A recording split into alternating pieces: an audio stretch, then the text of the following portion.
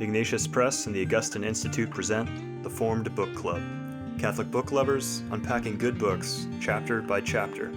If you like us, please help us by subscribing and by reviewing us on Spotify, Apple Podcasts, or wherever you might listen.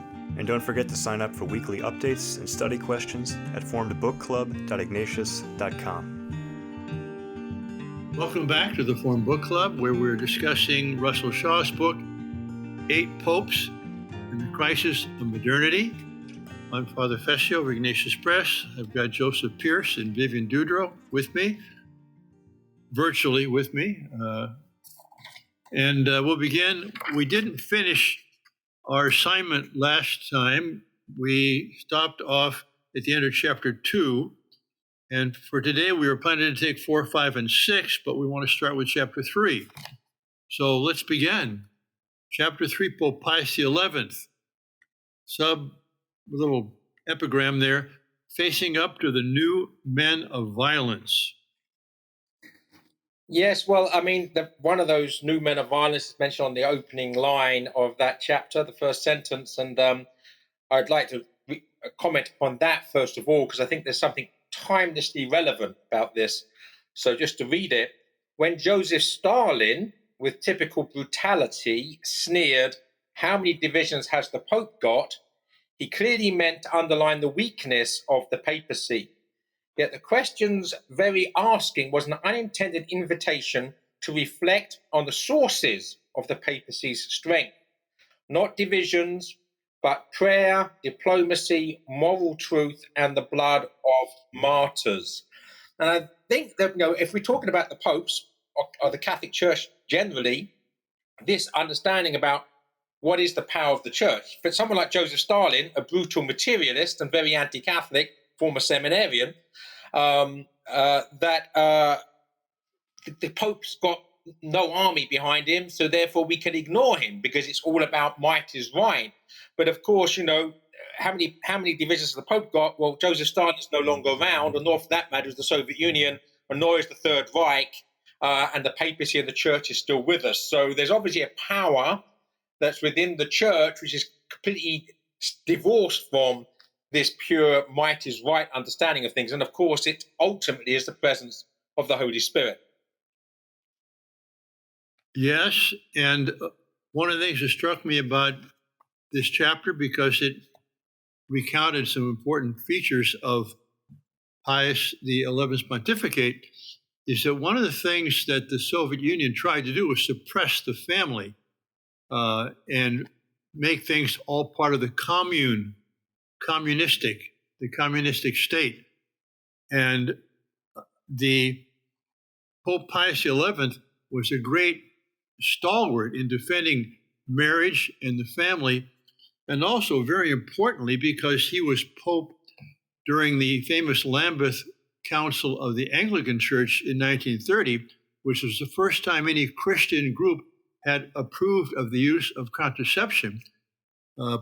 He wrote this wonderful encyclical, which is still worth reading today, Casti Connubii, chaste spouses, in which he reiterated the church's teaching, longstanding, immemorial, on the proper use of, the sexual faculties within marriage. And so while the Soviet Union was undermining the family and ultimately itself collapsed, Pius XI was supporting the family for a church that will last until the end of time. Well, the attack on the family also came from the anarchist and leftist movements that were rising up inside traditionally Catholic countries also, like Spain and Portugal and Mexico. In those countries, they were mandating universal sex education. And so, he's really fighting this on multiple fronts, including in traditionally Catholic countries. So the combination of Casti Connubii and also, isn't he the one who established the Feast of Christ the King? That's right. So right at this time when all of these movements are undermining faith and family in very aggressive ways. I mean, yes, the French Revolution was very aggressive, but now it's as if what started as a little flame in one place is now erupting in multiple places. But one thing I personally find very encouraging, again in light of Joseph Stalin's comments as well, but look at the years of Pope Pius XI's pontificate, 1922 to 1939. So basically 100 years ago, right? 99 years ago is when he becomes Pope. And look at that period of 17 years. You see the Bolshevik revolutions just happened. There are, like you say, revolutions in Mexico. There's a civil war in Spain. There's the rise of the Nazis. There's the rise of Soviet power. And then ultimately there's the Second World War just about to begin as his papacy ends. So, when we always, in our own little zeitgeist bubble, are tempted to think that we live in the worst of times, the history liberates us from that, because we realize that the times are bad and wicked, but most times are bad and wicked. One little interesting fact that I think is important to note. I learned a lot of little tidbits in each of these chapters. And, the hopeful view that Pius XI took toward the rise of fascism in Italy. When people accuse the Catholic Church of being fascist, there actually are historical reasons perhaps for that connection. But that's only because Mussolini, it was a big fake that he was going to be pro-Catholic. But once he took power, he began suppressing the church. And also this distinction between the fascist party in Italy and what their platform ended up being, which was a total state power kind of thing, and the corporatism that was being embraced in Catholic social teaching, which is not given nearly the attention it deserves because it got hijacked by these totalitarian type dictators. But what the Catholic Church was talking about with, the importance of unions, the importance of the family, the importance of solidarity in society between different stakeholders, that class war was a bad idea and race war is a bad idea. These efforts of the church to truly bring about comity between different members of society. I mean, we should remember that Pius XI, was the author of Quadragesimo Anno, 1931, right, on the 40th anniversary of Rerum Novarum, and the Catholic Church's social teaching was very alive and was seen as being an alternative to communism or fascism. And communism and fascism, they feed off each other. Many people were fascists because they hated communism. Many people were communists because they hated fascism. And the Catholic Church was the actual authentic via media, right, of sanity and sanctity in the workplace and in society. And Quadragesimo Anno, now that you mentioned solidarity, also subsidiarity, and that healthy tension between the two is at the heart of any healthy society and economy. And the Catholic Church has the answers. And as usual, it's not because the Catholic Church doesn't have the answers, it's because it's not listened to. And think about this, that what do you have between the individual and the state? That's very important in human life and flourishing. What do you have?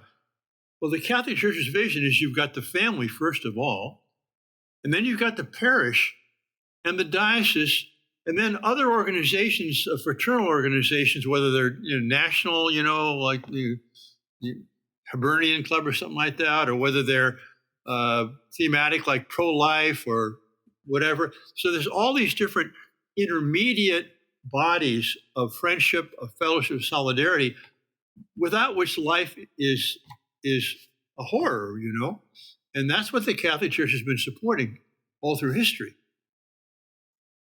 Amen. Should we go to chapter 4 now? I think we could say more, but yes, I think we why not? Well, this is about Pope Pius XII. Certainly, you look at his years, 39 to 58. He presided over that Second World War. Presided over it. He was Pope during it. What a time, as you say, Joseph. I always think when things are going bad about the Rosary and the Hail Holy Queen, you say at the end, in hoc lacrimarum valley, plentes et gementes, as we weep and moan and groan in this valley of tears. Yeah. It's very realistic. Yes, Mhm. and timeless. But And not the again, but not the last word. no, of course not. No, I always see the crucifixion, the light of the resurrection. Yeah. So again, we talked about the dark times in which Pius XI lived, and then reigned as Pope. Pius XII, from 1939 to 1958. Again, the World War II, the Holocaust, the dropping of atomic bombs, the world lurching from World War to Cold War. Um, so. And then again, he mentions here on page 67 the era of show trials and imprisonment of church leaders like Cardinal Wyszynski in Poland, Cardinal Stepanach in Yugoslavia, Cardinal Biron in Czechoslovakia, and Cardinal Mindszenty in Hungary, and of continuing communist efforts to control and harass believers. So we can know about what's going on in the Middle East now and parts of Africa with the persecution of Catholics. We can lament the complete inactivity and indifference of the secular world to that persecution. But again, it's not new. It's just that the geographical area has changed. It was Eastern Europe in the reign of Pius XII. I also appreciate that the author, it's a very thumbnail sketch of what the controversy around Pius XII is in his being labeled Hitler's Pope. As we know, is a slander, and I think the author does a good job of just putting in a nutshell that the origins of this slander was a communist, basically. On page 69, he's quoting someone else, a communist-inspired denigration. Yeah, it's really important. A lot of people aren't going to read whole books just on that subject, but here's a nice little thumbnail in this book. Yeah, it was basically a communist effort to destroy Pope Pius's reputation because of his stance against communism. And again, in 1950, he infallibly defined the dogma of the Assumption, of course, something not to be overlooked. One of the fourth glorious mystery of the Rosary. Well, also, I think, as you say, Vivian, he puts it in a nutshell there, especially by making clear two facts.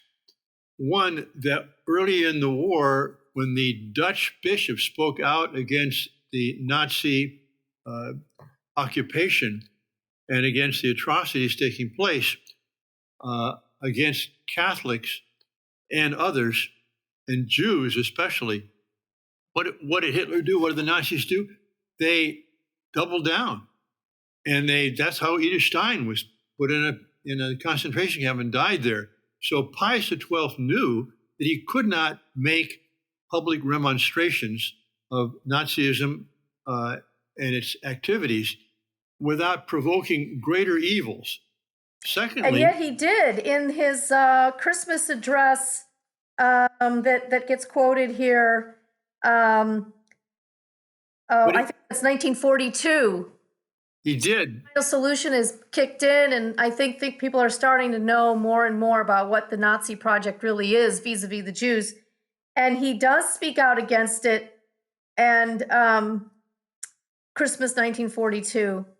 And mentions also all of the, there are more races besides the Jews here being either liquidated or enslaved, the Slavs, the Gypsies, and so on. That's right, but the accusation is he didn't do enough. He didn't do enough. And of course, he was the primary author of the encyclical issued under Pius XI, Mit Brennender Sorge. Yeah. He was the primary author of that, and that came out very strong against Nazism as an ideology. And it says, page 66, Pope Pius gave asylum in the Vatican and at Castel Gandolfo to many persons seeking refuge, among them many Jews, and numerous converts in Rome did the same.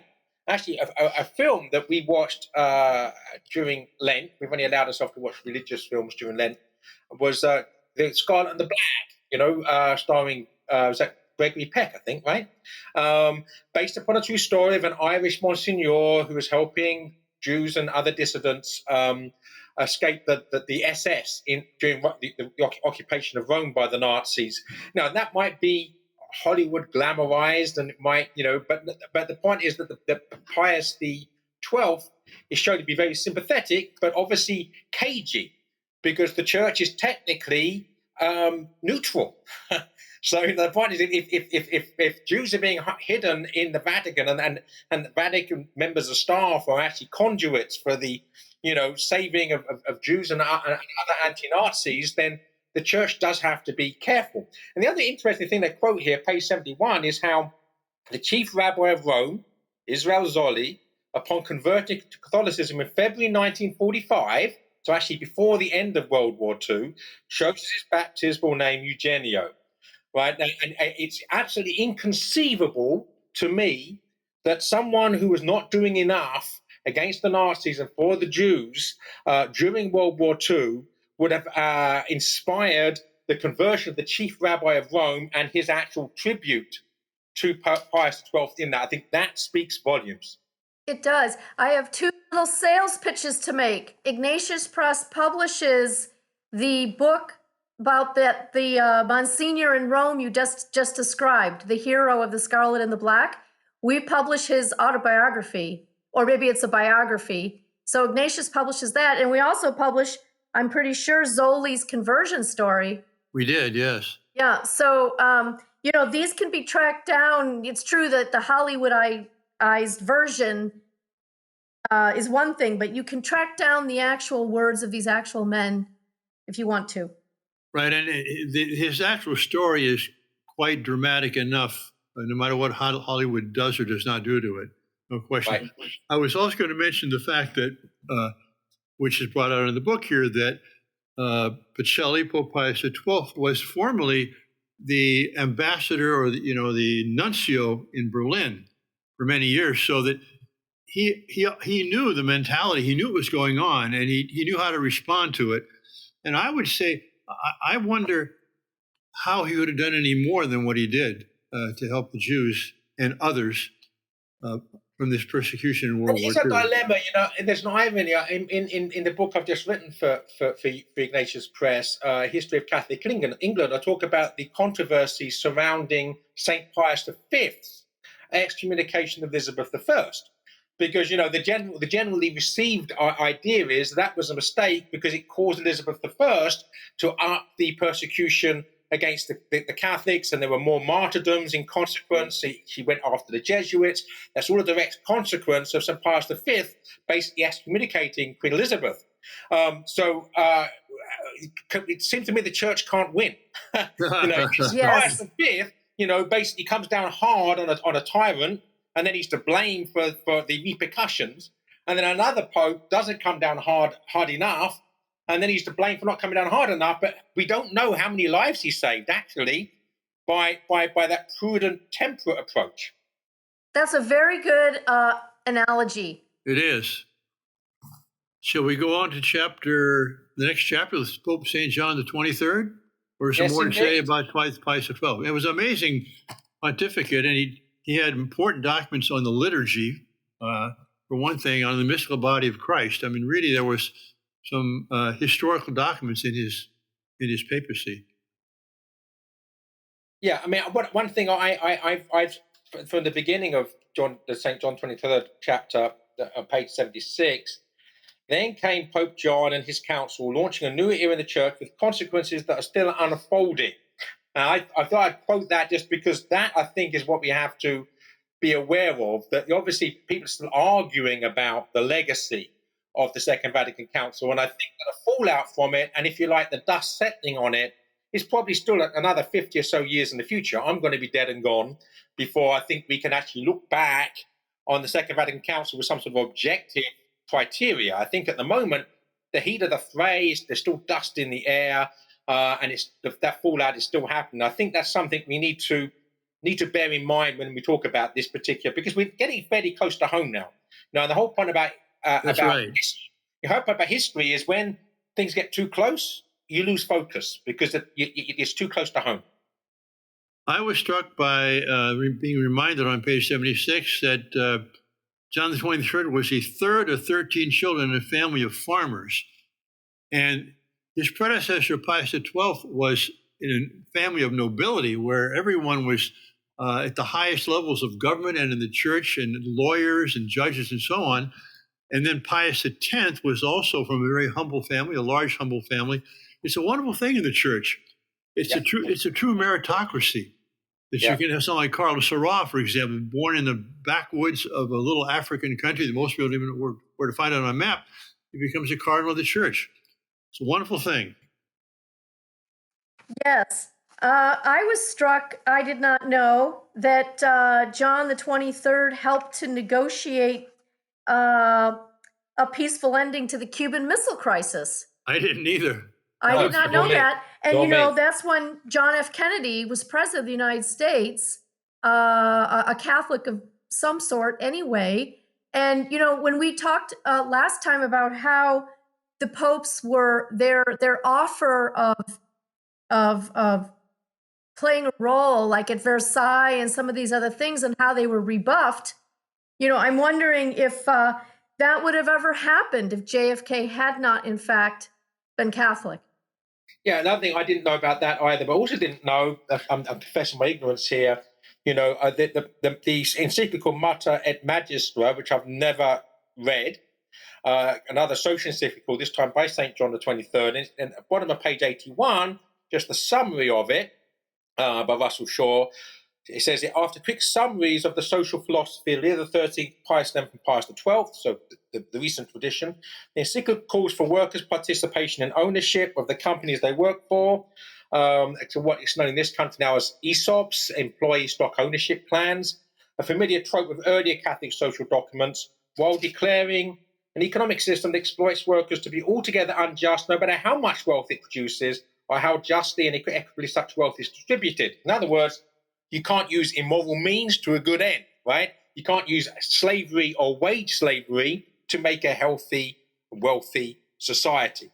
And so again, this is a social encyclical of the church that I'm ignorant of, which I'm ignorant, and which I should probably rectify by reading at some point. There is one point, though, which he brings out on page 83 about having the call to establish, middle of the page, by peaceful means and with the consent of all nations, a world authority. Well, that was also in Pope Benedict's, the 16th encyclical. And I think that's a wonderful ideal, but it'll never be and should never be realized in this life below. It's hard enough to have representation in your family or in your on your block, Right. Much less in your city, your state, the United States, or a world authority. Who is going to be voting for whom? How does it get? I think what you want to have is a federation of treaties and diplomacy, but I just don't see how a world authority in the civil order is a remote even possibility. The naivete of it, because first of all, how are you going to have, by peaceful means, the consent of all nations? It's never going to happen. So the only way you're going to actually have a world authority is if the majority of nations, or the ones with most power and wealth, impose their will upon those that don't want it, that's just imperialism. That's another word for imperialism. And for me, the principle of subsidiarity on a global scale is national sovereignty. That's what subsidiarity is. It means that another nation, Germany has no right to march into Poland, right? And China has no right for economic imperialism. So that subsidiarity is national sovereignty on a global level, which is the opposite this sort of pipe dream of everyone living happily under one world government. Right. And the European Union, how's that working out? I mean, exactly. By the way, the United States, how's that working out? I mean, we need more sovereignty for the states. Of course, then I probably want to move from the state I'm in now, but there's lots of movements, by the way, that the South and West counties in Minnesota want to now become part of South Dakota, and the eastern part of Oregon wants to become part of Idaho. we may get a little reconfiguration of our United States here, but that just shows you have to have as much local control and local responsibility as possible, and as minimal at the higher orders. Yeah, agreed completely. Well, now we go to the Second Vatican Council. Yeah. And like you say, Joseph, we're getting out closer to home here. And also, this is where, you know, this is why I don't know much about it. I haven't read the documents. So here I'm going to confess my ignorance and put myself in your hands, and I'll comment as I see appropriate. You have not read the documents of Vatican II? Sorry, I don't have the time, Father. There's lots of them. They're huge. Well, no, but I think you should read. Sacrosanctum Concilium on the liturgy is only about 15 pages. Okay. And then one in Revelation is another 20, 30 pages. It's a stunning document, historic document, and very important. I'd be very happy, Father, for you to be my mentor. If you give me some homework of what I should read on Vatican II, I should do it. And I'll rectify just read those two, and then Lumen Gentium's a little longer on the church, but that's also a key. Gaudium et Spes, which is on the Church of the Modern World, that's much longer, and there's a lot that's good in it, but it's buried in a lot that is not good. It's just kind of fluff. I mean, you get sentences like, "The world is getting ever closer to this." What do you mean? Who knows that? You know, that's a sociological statement with no basis for it at all. So, of the four major documents, I would put that one in last place as a full document. On the other hand, there are some passages in there which are very, very profound, and many of them came from John Paul II when he was an archbishop, a cardinal at the council. Yeah. So, what do we? He at the little underneath the title, he has a little quotation: "Innovation in continuity," and that comes from a very, very famous talk by Pope Benedict XVI on December 22nd, 2005. I remember it very well when he spoke to the cardinals assembled there before Christmas, and that document is repeated towards the end here. What page is that on? That's the only part of the chapter I've highlighted, Father, page 105. Okay. And there, he does talk about, in that document, innovation and continuity, but that's in a context where he really talks about two hermeneutics, or two ways of understanding the council. One hermeneutic of discontinuity and rupture, and one hermeneutic of reform, of renewal in continuity. So I like the idea of reform or renewal and continuity better than innovation and continuity.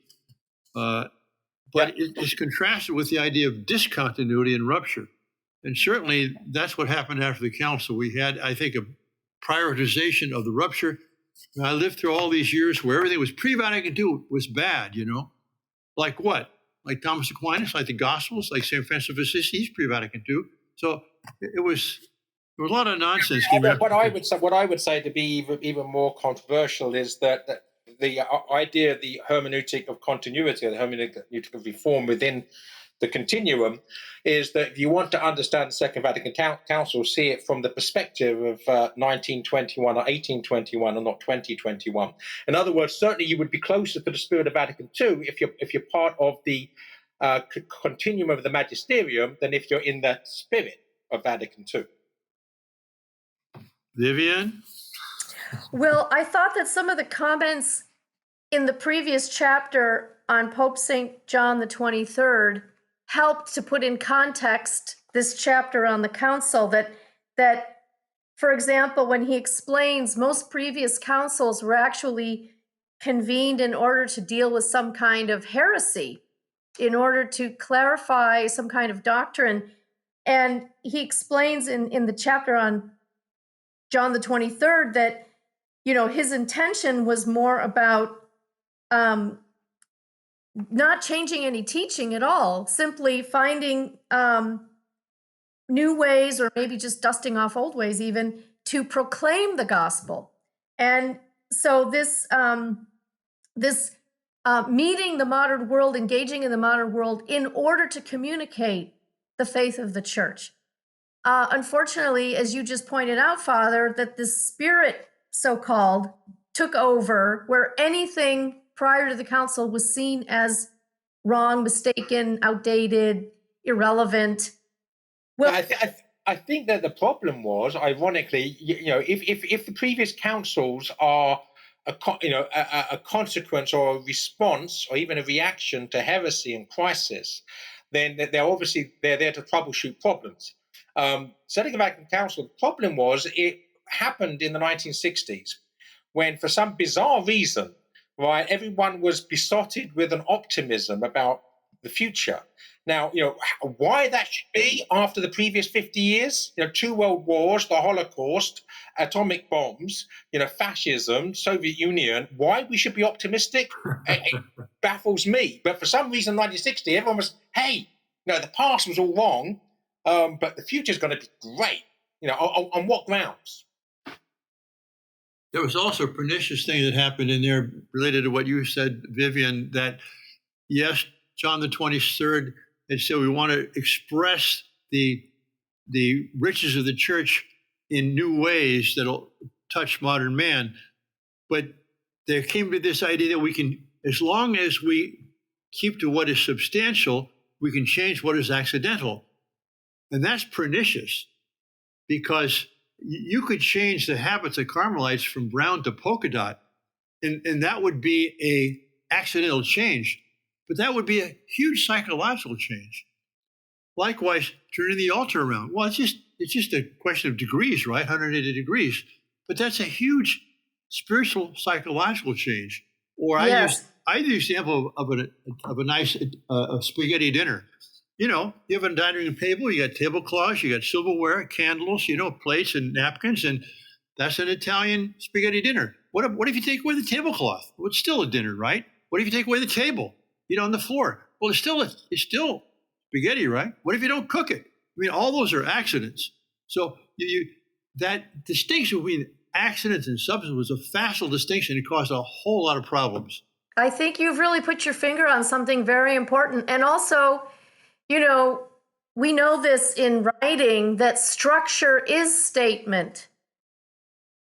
The structure and the form has content. The medium is the message, said a famous right. Catholic. Marshall McLuhan, right? Yeah. That's right. And so here, when people started tinkering with the forms and the structures of things, they were actually tinkering with those things themselves. And whether they knew it or not, the outcome was still often bad. Right. It's like doing away, which wasn't really done actually, but the people think it was done, with abstaining from meat on Friday. Is that a big deal? Yes, it's a big deal, because it's part of the overall fabric of one's faith. Can you change it? Yes, you can change it. But once you start changing too many things, it no longer is what it was before. And the point is, they changed it to something amorphous, like, do something else. That was it. There's no strict what you should do. Just, you don't have to abstain from meat, but do something else to remember that it's Friday. Yeah. I mean, what are people going to do in that case? They're going to do nothing, most people, right? That's right. Also, on page 95, he points out that it told a little over 103,000 Latin words. The doctrines of Vatican II had more words in them than all the previous 19 ecumenical councils combined. And there was a kind of a logoria, like diarrhea. Rhea means to flow, and logos is word. Too many flow. Like, why do we have to call it the celebration of the Eucharist? Does anyone call up the parish and say, by the way, what time are you celebrating the Eucharist next Sunday? No. What time is Mass? Mass. It's one syllable, Or I'm going to go to the Sacrament of Reconciliation. Oh, yeah? Why not go to confession? I mean, everything had to be, expanded. Well, yeah, I'm feeling a little bit better now, because I felt mortified when you chastised me quite correctly for not reading the documents of Vatican II. But they were long-winded anyway, for the most part. Yeah. So what else can we say on Vatican II here? Oh, I want to say something on page 107, where he quotes Gaudium et Spes here. Oh, here's a statement like I was saying before. Today, there is a growing awareness of the sublime dignity of the human person. Oh, really? I mean, where's the evidence for that? Is that in Scripture? Right. I mean, Right. anyway, that kind of gets my hackles up when I see things like that. Right, and in fact, the growing. If anything, there's a growing lack of awareness of Right. blind. Right. Look at them. Again, look at the Nazis. Look at the communists. Right. But okay, human person who stands above all things and whose rights and duties are universal and inviolable. Okay, rights and duties. But now what happens? He ought therefore to have a ready access to all that is necessary for living a general human life. For example, food, clothing, housing. Okay, the right to access. Okay, but then comes the right freely to choose his state of life and set up a family. Okay, and then the right to education, work. Well, okay, you got a right to that. Who's got the duty to give it to you? You know what I mean? Access, yes. The right to the thing itself, no. I mean, you have a right to have access to education, have access to a job. You don't have a right to a job. You have a right to a job. That way, well, someone's got to give me a job. Again. Well, I mean, we could go off on a tangent here, and obviously we've been going for half hour or so already. But for me, one of these days, I'm going to sit down and write about the usurpation of rights over responsibilities, because the point is that responsibilities and duties are acts of love, right? A right is an act of selfishness. You could, of course, demand the rights of somebody else, but then that's you're doing something. You're in your responsibility, your duty to other people. To have responsibilities to say, I'm not going to do what I want to do. I'm going to do what I should do. In other words, I'm going to sacrifice myself. But rights can just be, look, I have a right to this. You have no right to stop me from having it. It becomes can become very egocentric. That's right. And there's a shift between natural law and natural rights. And there are natural rights, but they're rooted in natural law, and they always are related to an obligation of some sort. What we've done with the Bill of Rights, in a sense, and the human, whatever the United Nations has its list of rights, is we kind of separated rights from their embodiment or their foundation of the natural law, and you have people clamoring. This is my right. This is my right. What we've also done is turned into a right something that what we're really saying is that someone else doesn't have the right to deprive us of it. So, for example, the expression right to life. If you think about it, we don't have a right to life. Life is a gift. But another person doesn't have the right to deprive me of that. That's murder. But to just simplify these things into slogans and all that, we come up with rights to all these things. And there's a truth there, but it does start to skew what we're really talking about, where the responsibilities really lie. Yeah, I mean, if a right is wrong, it's not a right. Well, but even like this idea that I have a right to life, I actually don't have a right to life. Right. I'm given a gift of life, and you don't have the right to take it from me unjustifiably. I mean, if I'm trying to kill you or something. And ironically, you do have. I do have the right to choose to kill you, but I should expect to pay those consequences for doing so. Because I've been given free will. So the point is, there is something within us that we do have a right to choose. But the point is, there are consequences on our choices. Now, if I choose to kill somebody, I should expect to actually pay the consequences for that. Right.